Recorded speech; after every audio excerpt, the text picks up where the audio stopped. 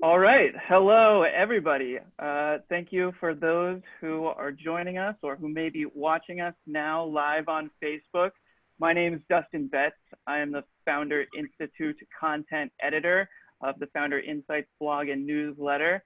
I see we do have a couple people joining us live in the participants. Please let us know where you're tuning in from. We often get people coming in from all around the world and like to kind of know where our viewers are tuning in from. So feel free to introduce yourself in the chat. And as you also start to have any questions, once we get started, you can put those in the chat too. We have somebody, a producer, my colleague, Virginia, who is on live and monitoring the chat. So any questions that you drop in there will be relayed onto our panelists. Just really quickly, Founder Institute, we're the world's largest pre-seed startup accelerator. We're currently enrolling now in 65 cities around the world. If you're interested in learning more about the Founder Institute, you can see a list of enrolling cities at fi.co/enrolling. But without further ado, I want to introduce my two panelists for today. First, we have Taj Adhav. He's the co-founder and CEO of Leasecake. Leasecake is a lease and location management made easy for commercial tenants, brokers, and landlords in a mobile-first application, where business owners today, more than ever, need a grasp of their real estate portfolio. It's a single source for truth for team collaboration in the new economy. And my second panelist that we're pleased to have today is Tori Smith. He is the co-founder and CEO of Endiatx. Endiatx is a biomedical device startup developing a remote control pill bot that patients will swallow instead of opting for a more invasive endoscopic or surgical procedure. So it will first be used for diagnostic in the GI tract, but the medical device will eventually allow for direct treatment as well, sedation-free. So Tori and Taj, thank you both for joining me today. Oh, so glad to be here. Thank you. Yeah, thanks so much, Dustin. Appreciate it. This is going to be a great event. We're looking forward to it. Awesome. So these experienced entrepreneurs are here to help us answer the question of what does it mean to build beyond COVID as we kind of build a new future, build a new economy. They're going to help us consider this question as it pertains to their own companies, but also for the future of their respective industries and for the world at large.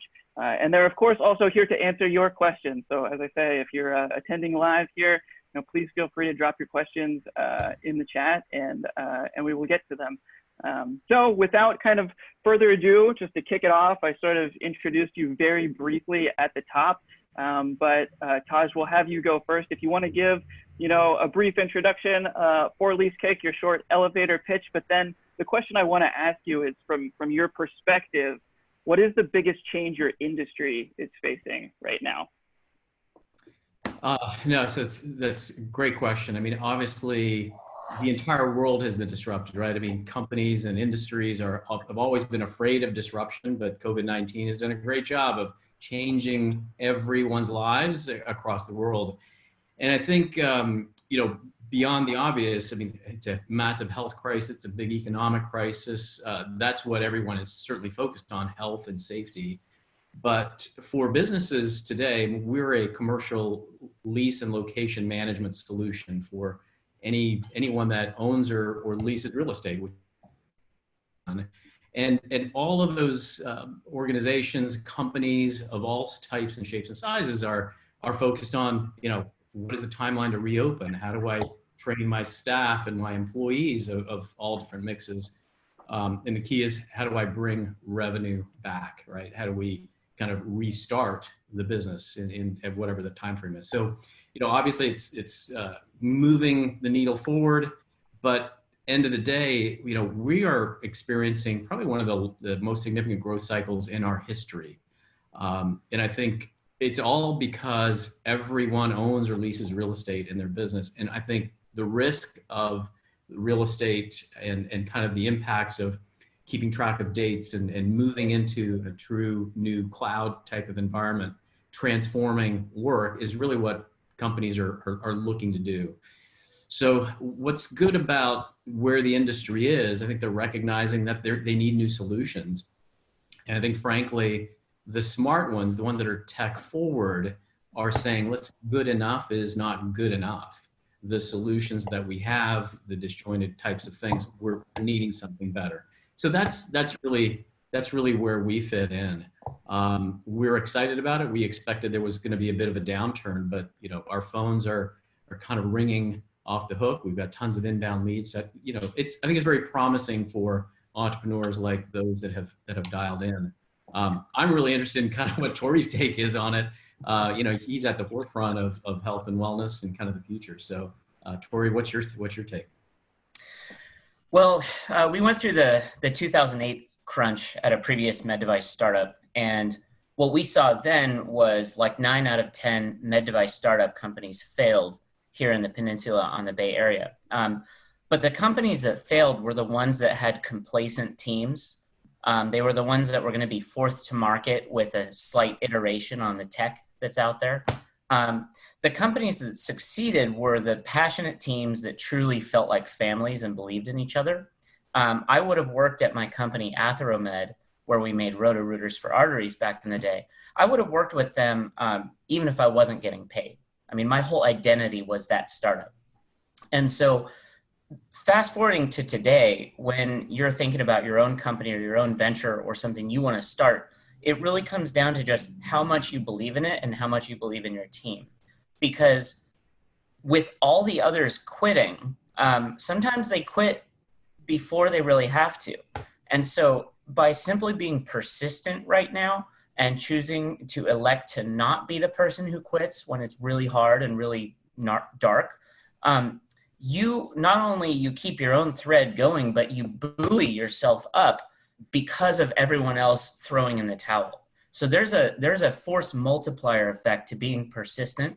And also as the leader of your company, the person carrying the torch, it's up to you to keep that morale up high and not ever let your team feel panic or fear, right? If you're feeling it, talk to your fellow entrepreneurs, but don't let that trickle down to your crew. You need to keep them happy. And if you can do that, I think not only can you survive, you can thrive. Yeah, that's great. Because I want to ask sort of about resiliency is a word that's buzzing and bubbling up a lot here. Resiliency networks, team morale that you're speaking to, Tori. I think that's sort of a part of having a resiliency network. But I mean, what basically role has your personal network played for you right now in navigating this crisis? And maybe if there was like one person who you reached out to, maybe you were going through that like mini crisis yourself in your own morale. So maybe it's that, or maybe it's something much more tactical to do with the business itself. But who was somebody who you reached out to maybe early on? And this is a question for each of you, Tori, you can answer first, but somebody that in formulating your own response to how, when this was just first coming on, who did you talk to that was maybe their advice really sunk in, and maybe why? Well, he never takes my phone calls, but this is going to sound funny, but honestly, someone I hugely look up to is Arnold Schwarzenegger, because Arnold basically has 3 rules the way he's lived his life. 1 is work your ass off. 2 is advertise. And 3 is give back. All right. So 1, you need to make sure your tech or your company is moving forward one way or another. You need to put in the work yourself. 2, you need to make sure the entire world knows what you're doing, right? So if you start to like go on LinkedIn or Google or Facebook for like who's making pill robots to go in the body, there's one company, Endiatx, that said we are running our mouths day and night about how excited we are about these tiny robots, even when they weren't so tiny, right? You just, whatever you're doing, you need to make sure everyone knows you're doing it. And then 3, give back. So we're in the middle of a huge crunch. Everyone's losing their jobs. It's sort of morose, right? How do I prevent my own team from getting sucked into that? Well, there's a couple of ways. So let's look at the Endiatx interns. I have the most brilliant young people working with us at Endiatx. I scour the Bay Area for the graduates and the champions of like the first robotics program. Any kid, like our latest intern, Will, built a satellite at age 17 for his high school, and that's going into space later this summer. So we have amazing young people, but how do I keep the morale up? Well, we were going to pay them $45 an hour, which we thought was good for a teenager. And with COVID, it's like, okay, hold on, let's be careful here. Let's not blow all our money. So I made a deal with my interns. What if we drop you down to 30 an hour, which is still not bad for a young teenager, but we more than double the equity that we're going to give you. So we went to 250% of the original equity offering. So although we take something, we give something back in another way to try to keep people feeling like they haven't been screwed over by this COVID situation. And besides that, we put their names on the patents. I don't call them a software engineering intern. I just call them a software engineer. You try in whatever meaningful ways you can to help people feel that they haven't had their heart broken. And that process is a completely open process on our team. We don't just tell them what we're going to do. We actually walk them through and ask them for feedback. And what I can tell you is the whole Endiatx crew is pumped right now. We feel like a family, and we don't feel like COVID is taking away the fun. That's awesome. I really love that answer. And it seems like some of those things, you know, in regards to growing that team morale, like that pertains to after COVID is done and beaten as well. I mean, you know, just in the ways that you are engaging those employees. How about you, Taj? You know, speaking to resiliency networks, was there a particular person as COVID was first emerging, somebody you spoke to whose advice seemed particularly sage? And maybe, you know, who was that person and why did that early advice have an impact on you? Yeah, sure. And I can tell you, Tori, the reason Arnold's not calling you is he doesn't like you, because I just talked to Arnold the other day. So it's good. No, I wish I had that kind of connection. But I mean, you know, it's a really good question. And Tori's got a very unique perspective. Ours is a little bit of a different story, kind of you know, where we all are as entrepreneurs. I mean, you know, you have to understand that a really great entrepreneur is ultimately a great connector of dots, right? The connector of dots to create your idea for your company, or idea for your product, and ultimately the relationships through your lives that you should really treasure. Surround yourself by really strong people smarter than yourselves, and you'll find that really good things start to happen. So as you kind of roll out, as we looked at the impact that COVID-19 was having on our customer base and really the market in general and who we were speaking to, you know, we looked at what were other companies doing. So be a voracious learner, like just consume as much content of how to react in crises. What are other companies doing? What are the best in class responses for these kinds of scenarios? And it really informed our decision about really everything that Tori mentioned, which is, you know, keep the team motivated, communicate with them, make sure that everybody feels safe. But end of the day, you know, bringing those themes together, every good startup is an APC, right? They're awesome people collectors. And the network of people that you bring together and seek advice from them, those that say, hey, I've been down this road before, what you guys should do is this. And, you know, FI was, you know, was really instrumental in kind of taking all of that, providing incredible content, giving us guidance as to what we should and what we shouldn't do. And it informed our positioning, right? We reached out to every one of our customers. We spoke to the marketplace with empathy and understanding. So it's about giving back, absolutely, providing, you know, new payment terms. But to be a successful entrepreneur, yes, be an APC, an awesome people collector, but you really have to have empathy in this world to connect human to human. You know, the phrase social distancing, I don't like that phrase at all, because it's really physical distancing, right? The 6 feet apart, the shelter in place. We are inherently social creatures. And the reason that Zoom has taken off and GoToMeeting and all these things, we are so desperate to connect as people that we should never forget that at the end of the day, we're human. We have insecurities, we have fears, we have great days and bad days. So supporting each other, supporting your customers and supporting the marketplace in that voice has been really, really helpful. And so seek advice from those that you trust.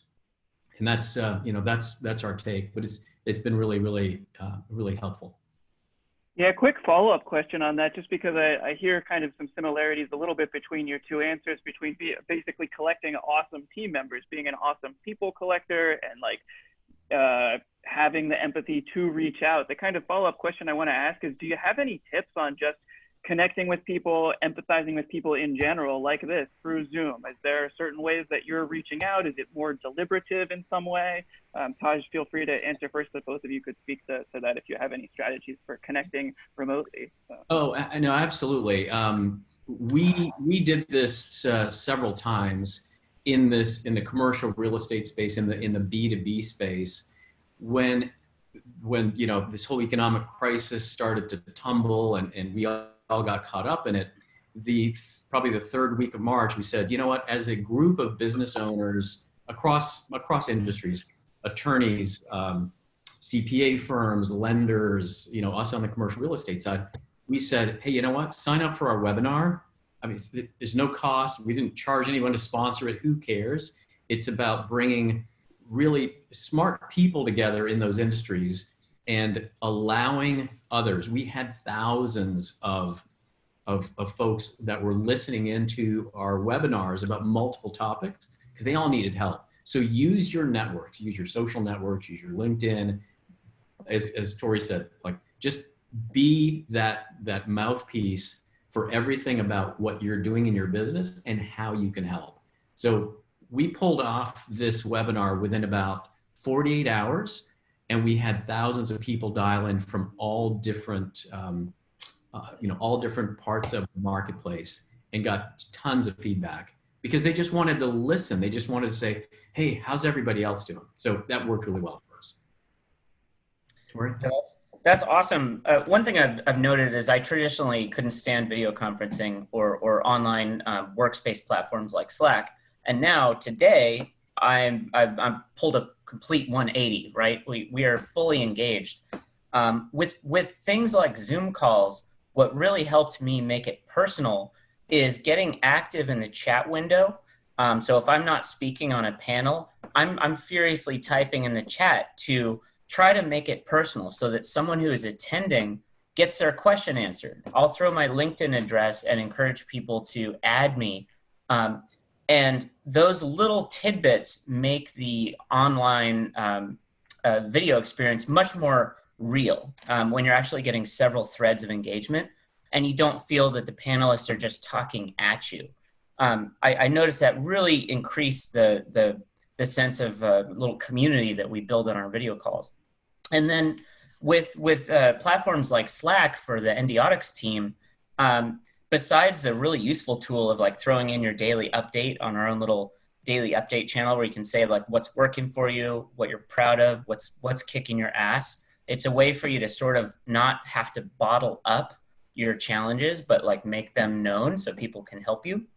And then the other thing is just turning our Slack channels into also a little bit of our social channels. So you can throw cool pictures and funny tidbits from your day to just draw people in, because that becomes the banter that might cross the office otherwise. Awesome. I loved it. I don't know if this is a non sequitur, but I just kind of want to ask it anyway, because it seems related to empathy, at least in my mind.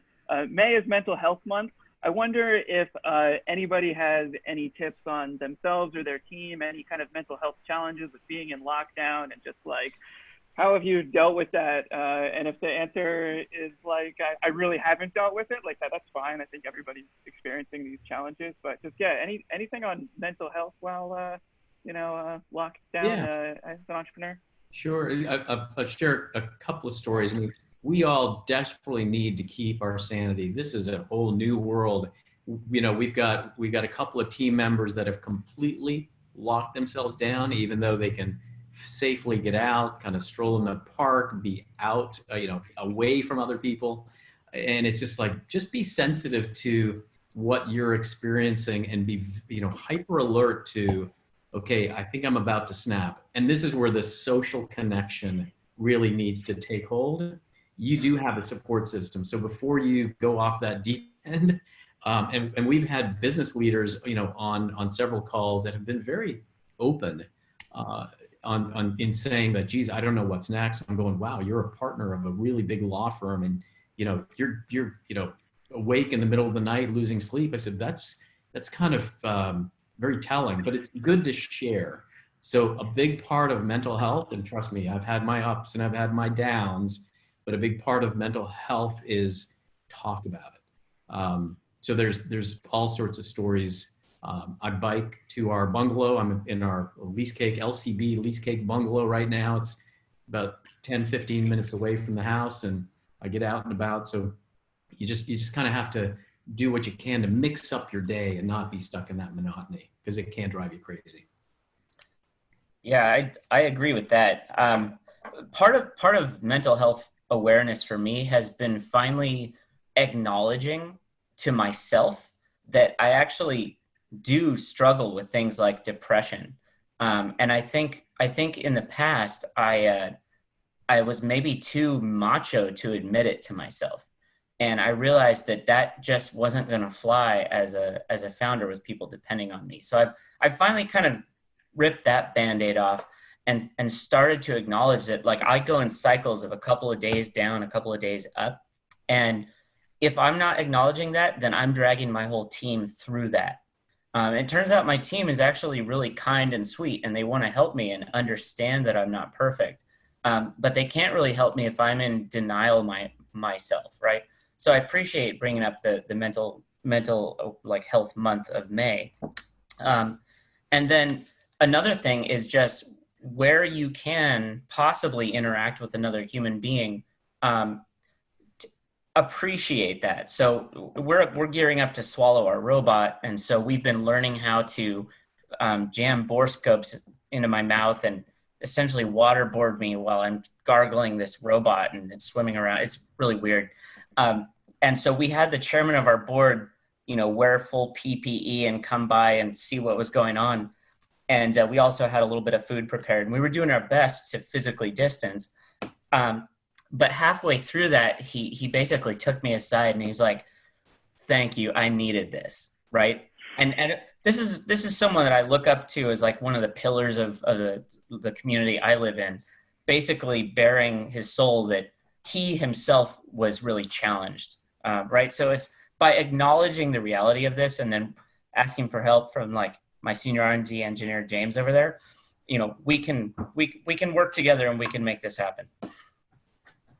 Awesome. I think that's really great advice. I really appreciate you guys opening up about it, because this was not in our agenda to kind of talk about mental health, but I think, yeah, this is the month to do it. And if there's ever been a mental health month where more people, this kind of stuff is resonating across with so many, it's probably now. So yeah, I really appreciate your openness there.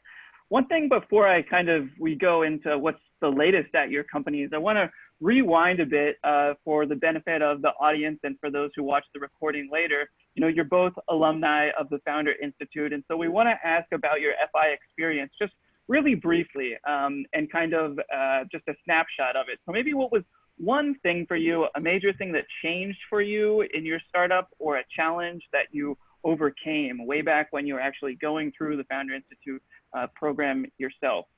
Taj, if you want to go first, yeah, challenge overcame, or just something that changed for you going through the program. Well, I appreciate it. Let me start with Tori. He's always got some interesting color that he can add. All right, sure. I'll start off. So the biggest thing was, taking the plunge to join FI was a big deal for us, because I literally sat on the idea of tiny pill robots for over 4 years. I had told all my friends all the time that one day I would found a company making tiny robots. And finally, 4 years later, I had done nothing, and I was very complacent in my career. And I was entering a pretty gnarly depression, realizing like, oh man, like the arc of Tori is just like on the down here, where is this going? I see a targeted Facebook ad that says practice pitch your idea at the Founder Institute. And I walk into this janky office on El Camino in Palo Alto, and I'm like, oh man, this is depressing. This isn't like, I'm walking into the castle on the hill of Silicon Valley and they're going to anoint me as the next champion. It was more like, listen, son, you're going to be starting from scratch and building your empire brick by brick on your own. However, we'll tell you which brick to pick up, and we'll tell you where to place it.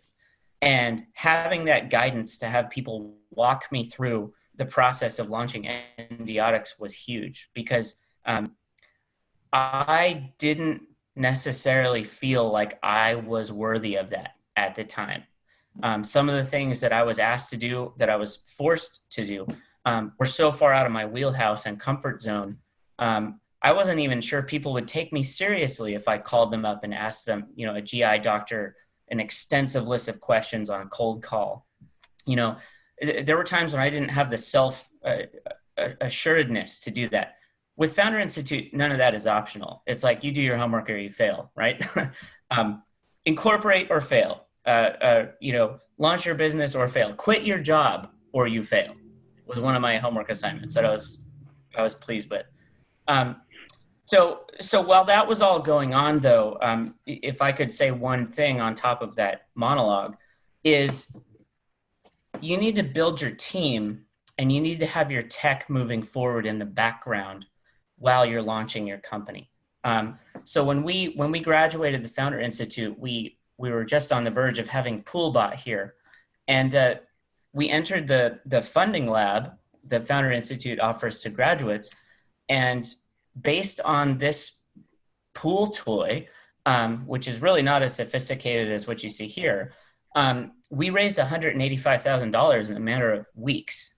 And that gave us all the money we needed to get to what you see here, which is now on the verge of live human trials. So I don't know if Founder Institute is right for everyone, but I do know that it was right for a kid who had always dreamed of tiny robots and needed a little bit of guidance in making that a reality. Thanks, Tori. Taj, do you want to speak to challenge or something you overcame perhaps during the program?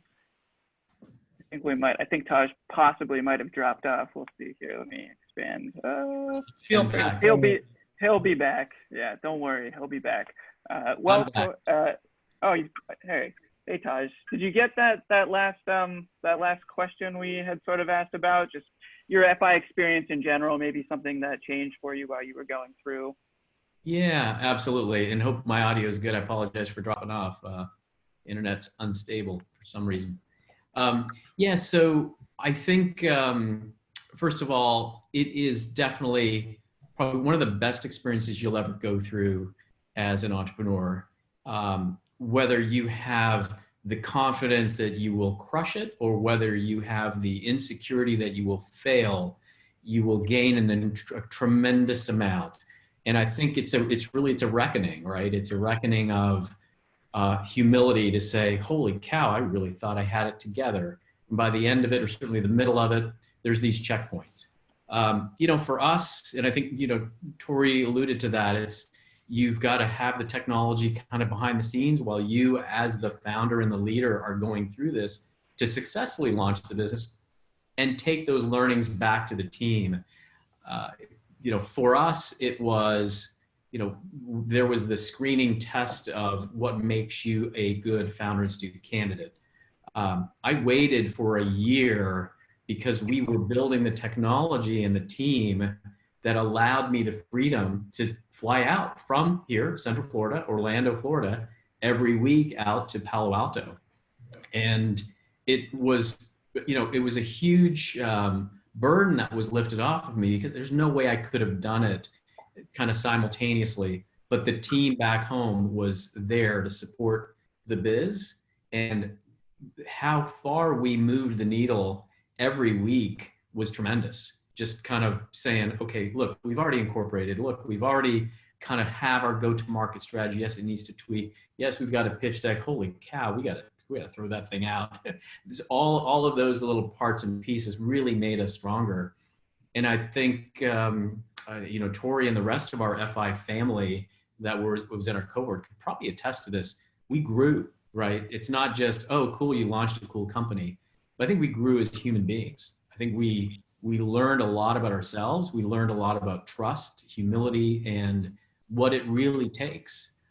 So thankful for that process, and ultimately, having a mic in front of you, and every one of our team members, some were shy, some super confident. It's just a matter. It starts to become this equalizer.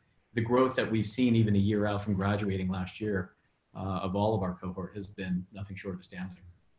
I'd like to follow that with a tiny thing, which is I grew so much in the program because when I entered Founder Institute, I was like the classic Silicon Valley thinks he's a hotshot engineer, right? I was so naive. And a lot of people know how engineers can be like really lazy, right? That we think we're so creative that we just create one cool thing and that should carry us for a week. That might work as an employee somewhere, but I felt like when I entered Founder Institute, I immediately like had the wind taken out of me because I realized like, oh crap, this is going to be so hard. The thing that I appreciated though was Founder Institute was willing to accept me as I was in that moment and help me build myself into who I needed to become week by week. It was like, you get this basic honor and respect for just having a dream and being willing to step up to the plate. That was huge. There's an incredible honor in that. And so piece by piece, we built the new Tory, and I'm really proud to be here. And dude, I like the new Tory so much better than the old Tory, I just got to say. He's got a new beard. I know that's a lockdown beard. At least I'd never seen that before. So that's awesome because honestly, you both kind of spoke to a transformation that was more internal to yourself and kind of like growing into that role as a founder and as a leader, which wasn't really the answer I was expecting, but I think it is really, really important because there's no doubt that so much personal growth, just so much has to happen in order to actually become a leader of a company. So very enlightening answer. I appreciate that.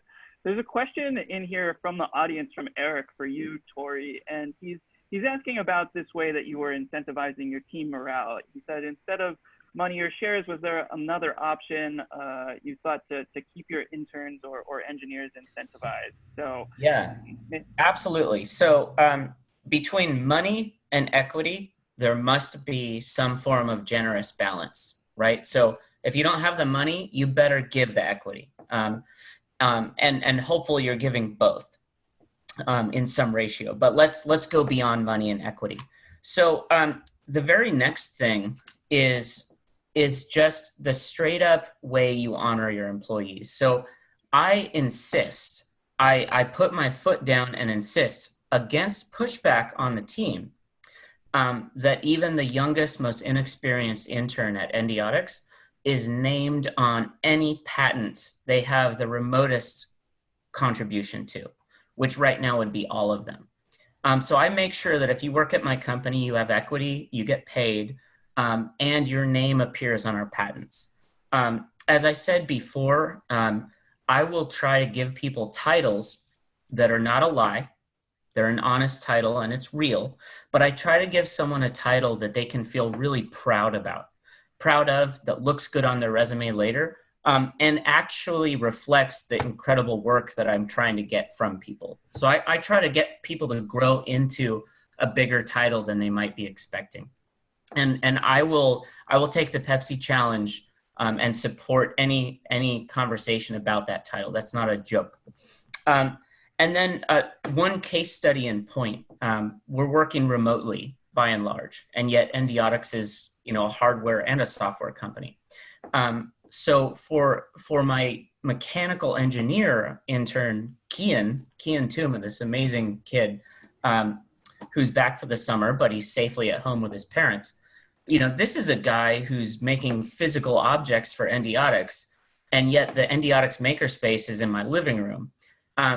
Kian called me up and he said, hey, I'd like to spend some of my own money to set up a little makerspace here. And he mentioned like a $600 budget. And I immediately was like, oh, hell nah. All right. We're going to get you a little mill. We're going to get you a little lathe with the digital readouts and all the zeroing dials. We're going to set your ass up with company money. And then at the end of the summer, you're going to keep all that stuff as a gift. Okay. And yeah, it's a couple multiples of his original budget, and it's a couple $1,000s out of ours. But what teenager has their job buy them their own little maker space? Like, I think that's pretty cool. And by elevating Kian and by saying, hey man, we love you, we are so proud to have you on this team, we want to equip you with every tool we can for you to excel at your job, and then call it a signing bonus, call it a summer bonus, keep all that equipment, please come back and use it with us next year, right? I'm trying in little ways to make sure that everyone on my team knows just how proud I am to have them here.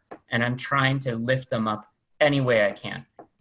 We can't let COVID-19 kill the fun here. You know, in fact, it's our responsibility not to. I love that answer. And I love the answer, the first one too, about the title, because I mean, that's a no cost answer for you, Eric. I mean, if you have a teammate, by defining the role for them in such a way that they can like grow into it, I think that's a really applicable answer for almost any company anywhere, even if you have zero money in the bank, don't even have a bank account yet. So really great. Thanks, Tori. Taj, I have a next question for Taj, which is just, I mean, this is kind of getting more to what's new and upcoming at Leasecake, but with you mentioned the growth that you're experiencing right now, you know, during COVID, what are customers looking for now in their businesses? And maybe what do you see 6 months from now that's going to be different for businesses and for your customer base and how they're adapting to this new environment? Sure. Yeah, you know, without question, there are companies that have been affected in so many different ways, but the universal truth is there are distributed teams, right? Everyone's working from home. Some companies, even though they're kind of opening back up, are saying, you know what, let's still use this remote workforce. So, you know, it's applications that they're looking for that can say, how do I keep all my team members on the same page, right? Whether it's, you know, any kind of application. In ours specifically, it's about a solution that they can keep track of all the key dates and dollars in their business and have proactive reminders. So that's what they're looking for now. What I think 6 months from now, what we're seeing, and it's really inspiring because the companies that have reached out to us, they really believe in this, in the American dream. I do too. I mean, everybody here on this call, this is what we're all about, building great enduring brands and enduring companies. The things that they're saying is they really believe that they're going to emerge from this stronger.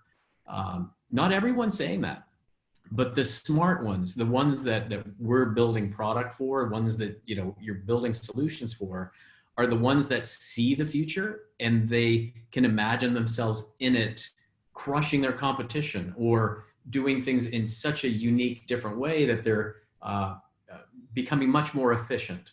So that's what's inspiring us, is the market is speaking about their view of the future. It's not just our view of the future, but their view of the future is saying, we're going to emerge from this stronger. We're investing in tools and solutions that really help us, certainly as it relates to this distributed workforce, the transformation of work, and ultimately, you know, where we are, we're an enterprise application, but you can download it on the App Store. You know, when there are huge kind of corporate and institutional solutions that may look like ours, we're so much more nimble and low cost, but equally as powerful.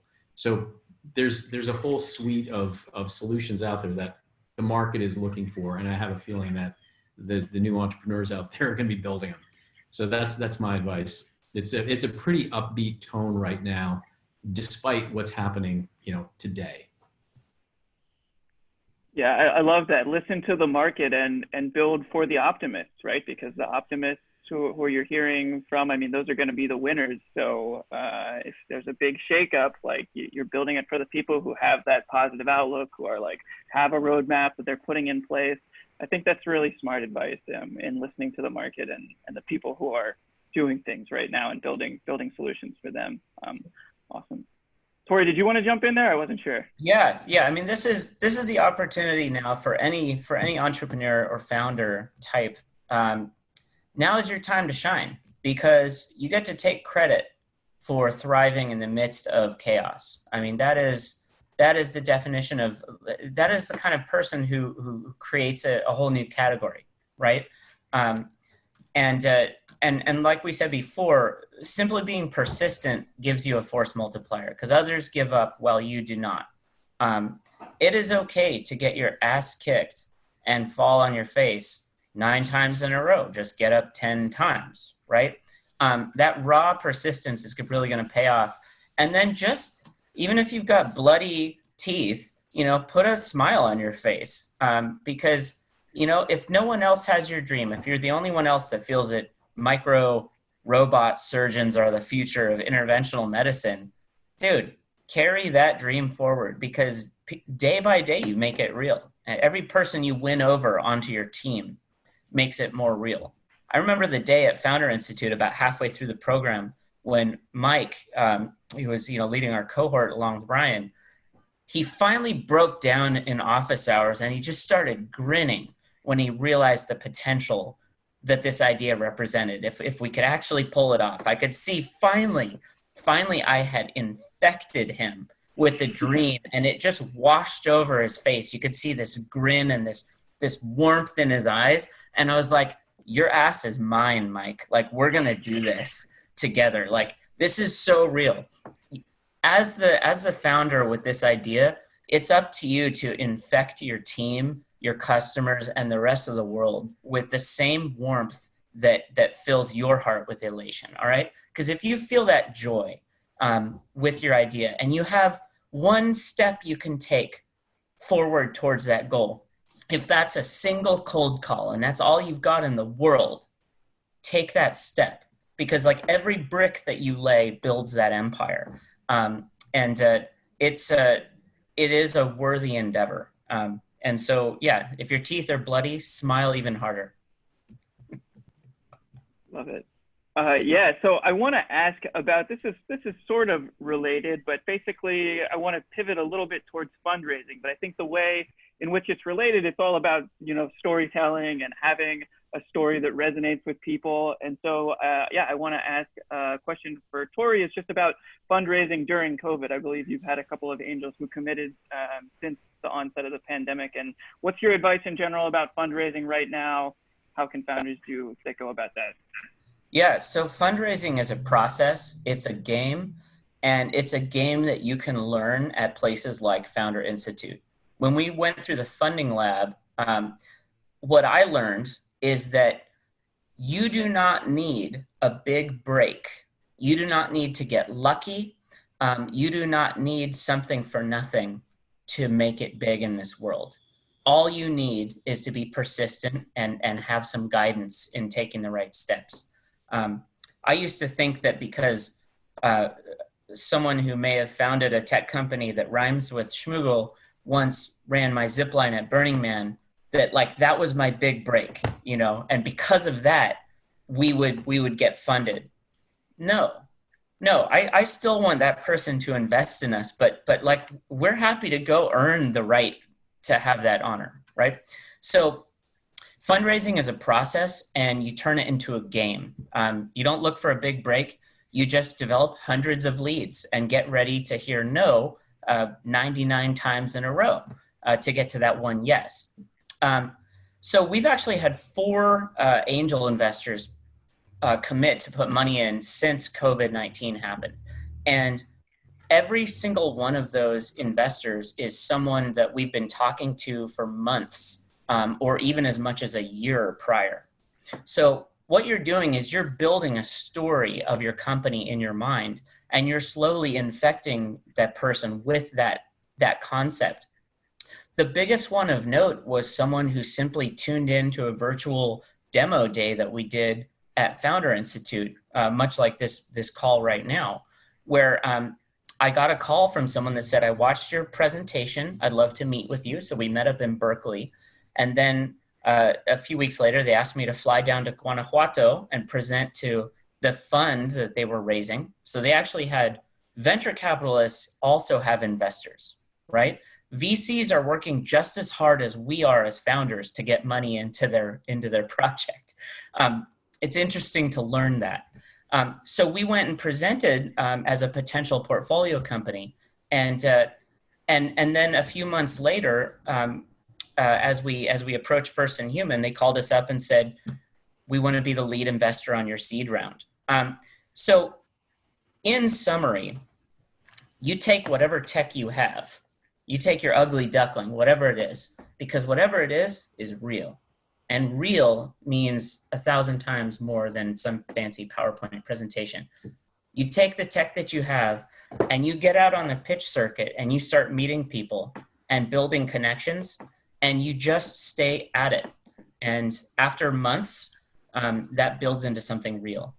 And then the neat thing, like they teach you a funding lab, is once investors start to get a little bit of FOMO, once they realize that this opportunity is not going to last forever, they start to come around. So yeah, build your tech. And if you can draw a line from one point in time to another and show progress, that's pretty compelling. And there are about 15 robots in between my two hands to populate that story. Awesome.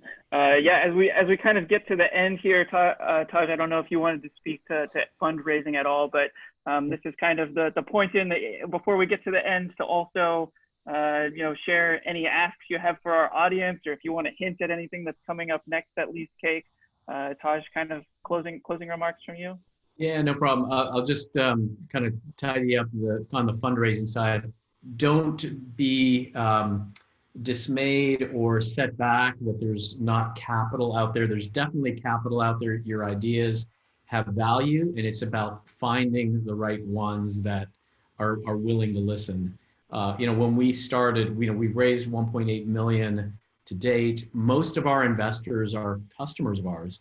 So don't discount the fact that your customers are potential investors. If they like your product that much, don't be afraid to ask.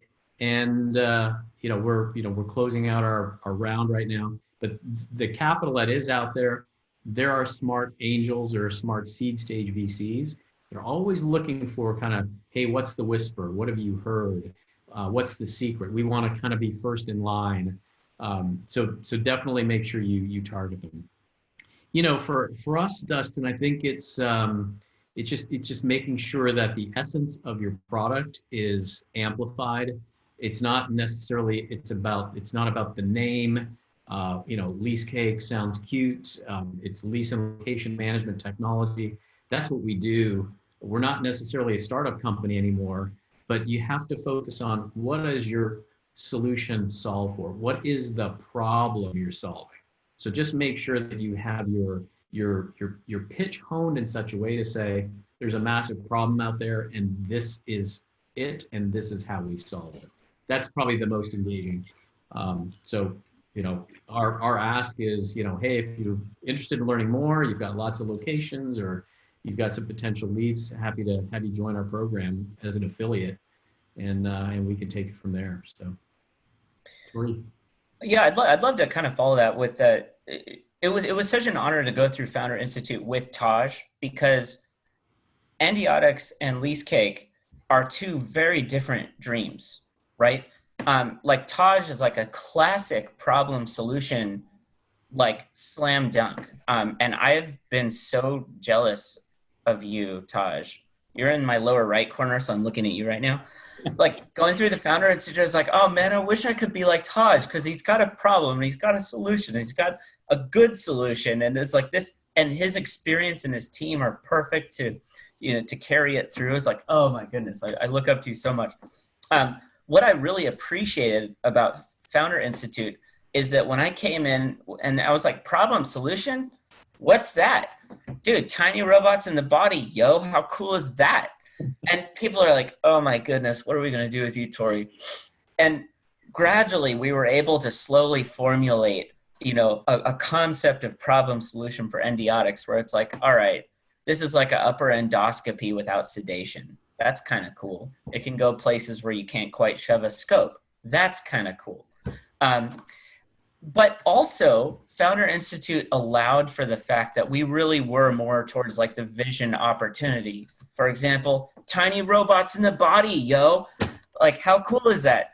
And the fact that FI was able to handle founders with ideas as disparate as ours and actually turn us into a successful graduating cohort where we both go out and can like raise money and build our tech. That made me incredibly grateful. And if Founder Institute has like a magic bullet up their sleeve, in my opinion, it might be that they are capable of taking extremely diverse groups of founders with very different backgrounds and very different visions and figuring out how to help them individually move forward and build the company. So I was really grateful for that. I mean, because between me and Taj, I think you could pretty much do anything at FI now. Well, really appreciate that kind of closing remark. That's a great and I love how you framed it too. That like Leasecake was a very clear sort of problem solution framework, whereas yours, was the vision opportunity framework, and how those are sort of different companies and maybe coming in at different stages too, perhaps of development, but they're definitely different in how you go about them. So really appreciate that. Anything else in closing here? Anything else you want to tease for the audience or those who watch the video later? Just anything upcoming or? So we've gotten into recreational waterboarding, and we like to post. We'll be posting videos of that with a first-person view inside the human body.